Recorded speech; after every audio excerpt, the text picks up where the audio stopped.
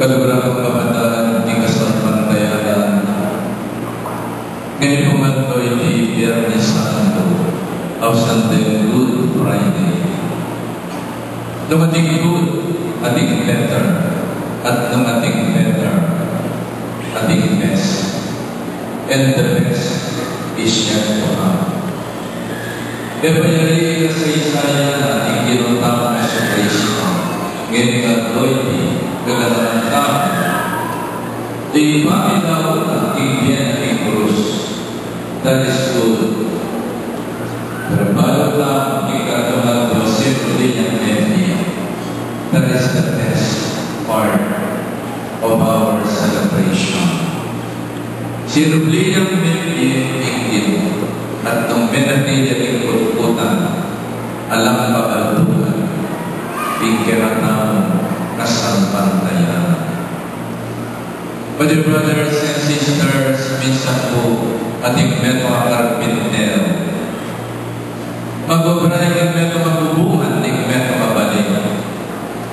Bitalusan ng karpintero, menabuya ng bubuhan, tingpayan ng medyo matupa, menteng tupa, at kinabiyaya ng karpintero. Bilang pasalamat kaniting tupa, ginawa yung monumento ng karpintero. Monumento din ng mga tupa, ulit ang tupa kita, yung bigligtas, ingbiyan. Today we look up to the Son of God, crucified on the cross. At Jesus sa makapagong krus, pinapaalala sa atin, narito ang kordero ng Diyos na nag-alay ng kanyang buhay upang makamtan natin ang kaligtasan at buhay na walang hanggan. Panginoon, maraming salamat sa iyo sa pag-aalay mo ng iyong buhay para sa aming kaligtasan. Hindi tayo pinatay, siyang namatay para sa atin upang tayo ay mabuhay. And we have all the reason to thank the Lord sa kaligtasan na ipinamana niya sa atin at sibut na parakyatan kapamilatan ng kanyang pamilasa king krus. Jesus was crucified at the cross at sa pamagitan ng kanyang kamatayan naligtas tayo sa ating kasalanan. Minsan po meron isang bata nung siya'y sinila, wala siyang dalawang tema. Madalas tinutokso siya ng kanyang mga kalaro, alayang balubog. Panapano rin balubog na, kikwak na, at umisa na niya isang mamyan, uling marinea. Dining babae anak, alayang balubog. Nung mag-graduate ng grade 6, itong bata, itong girl, sabi ng mami niya sa kanya, anak, pupunta tayo sa hospital.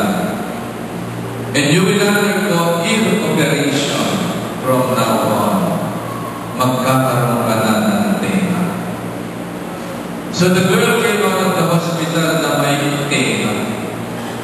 Feeling niya, maganda siya. Feeling niya, kumpleto siya. And all the while, pinagmamalaki niya sa kanyang mga kalaro, sa kanyang mga kaklase, until she bloomed into a beautiful lady. Pero sa kabila ng kanyang pag-bloom bilang isang dalaga, lagi niyang minumura, linalabatan, sinasaway, at sinasagot ng pabalat ng kanyang mami. Lagi-lagi, pero si mami naman, kahit sinasagot siya ng pabalat ni girl, okay lang, nakasmay lang siya, masaya siya, dahil alam niya, yung mga kabataan, huwag ang mamakiman lang sobra, makapanasakit ka pa ng dapat, alalang respeto pa rin matwala. So dumating ang araw, si girl ay kakasal na. And the night of her wedding, nakita ni girl, bukas ang kwarto ng kanyang mami. Pumasok siya sa kwarto ng kanyang mami at sabi niya, "Mami, bukas ikakasal na ako. Maraming salamat sa pag-aalaga mo sa akin." At niyakap ni girl ang kanyang mami. Nung niyakap ni girl ang kanyang mami, naramdaman niya, wala palang tenga si mami. At na-realize ni girl, all the while, mula na siya grade 6, ibinigay pa lang sa kanya ng mami niya ang kanyang mga tenga to make her complete and happy. Alam niyo mga kapatid, sometimes we take for granted the love of our parents. Madalas wala kaming lugod na rin may narita para makibatan tayo. Sana the death of Jesus is a reminder ng pagmamahal ng ating mga magulang. Ang ating pagdiriwang ngayon, ang kamatayan ng Panginoon ay isang paalala na sana huwag natin ibaliwala ang Diyos sa ating buhay. Madalas nakakalimutan natin ang Panginoon sa ating buhay. Ngayon, alalahanin natin na mahal tayo ng Diyos. The cross is a statement of God's love for us. Ang Kristo na nakapako sa krus is a statement of God's love. Si Jesus na nagsasabi, "This much I love you. This much I give you. I give you my heart. I give you my life sa ngalan ng pag-ibig." Ganito kita kamahal. Handa ko ialay ang aking buhay para sa iyo. Mabuhay ka lamang at bubuhayin ka ng aking pagmamahal. Di ba ganda ng pagmamahal ng ating mga magulang? Mula ka lang tayo silang hanggang ngayon, bubuhayin kita sa ating pagmamahal. At sana tayo mga anak ng mga magulang natin. Ang tugon sa pagmamahal ay pagmamahal, hindi pasaway. Impagibat yung lugod-lugod. Halikang lalabahan ng pengarin, luguran uling liguran ka. Ang tugon sa pagmamahal ay pagmamahal din. Sana ang tugon ng pagmamahal ni Jesus sa atin ay pagmamahal din sa Kanya. Lord, salamat. Inialay mo at inihandog mo ang iyong buhay para sa amin. At bilang pagtanaw ng utang na loob, Lord, mula ngayon, maglilingkod ako sa iyo na puno-puno ng pagmamahal at pasasalamat sa buhay na inihandog mo para sa atin.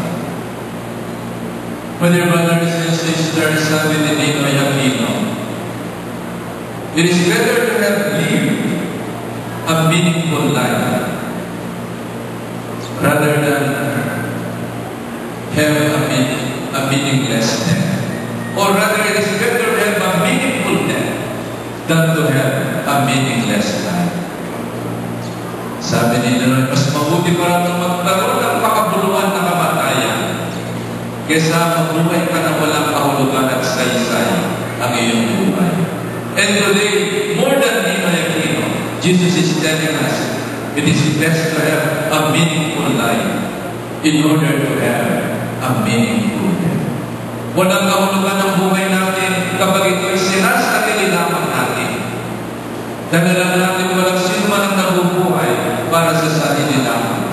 Walang sino man ang namamatay para sa sarili lamang. Tayo lahat ay may pananagutan sa isa't isa. At ang kahulugan ng ating buhay ay nasa pag-aalay ng buhay para sa ating kapwa-tao. Makabuluhan ang buhay ng ating mga magulang. Nung sila ay nagtatakbo ang mami at daddy, nagkaroon ng kahulugan ng kanilang buhay. Nung isinilang tayo, at tayo naging sentro ng kanilang pagmamahal. The best life are those that are lived for others. At si Jesus, pinatunayan niya sa atin ngayon, ang tunay na kahulugan ng buhay ay nasa pag-aalay ng sarili. Our time, our talent, and treasure para sa kabutihan ng iba. Huwag sana natin sarili ng ating mga buhay. At si Jesus ay nagpapaalala sa atin sa kanyang paggabayo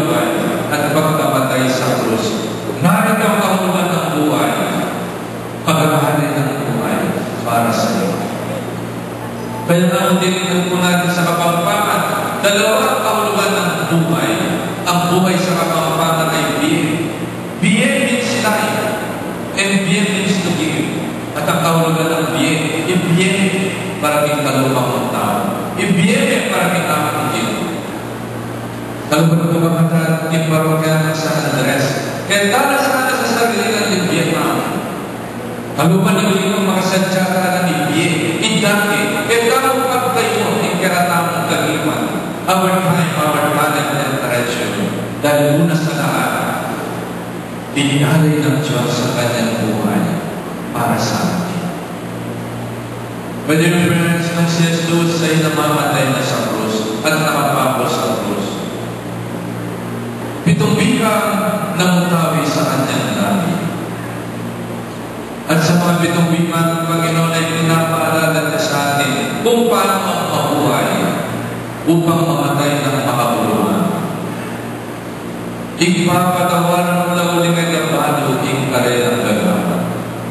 Isang buhay na punong-puno ng kapayapaan dahil tayo marunong magpatawad. Hindi sa life, a quality life na inihalin sa atin ng Panginoon. Do you want to rest in peace? Therefore you live in peace. Pinagdarasan natin sa mga patay na magkaroon sila ng walang hanggang kapayapaan.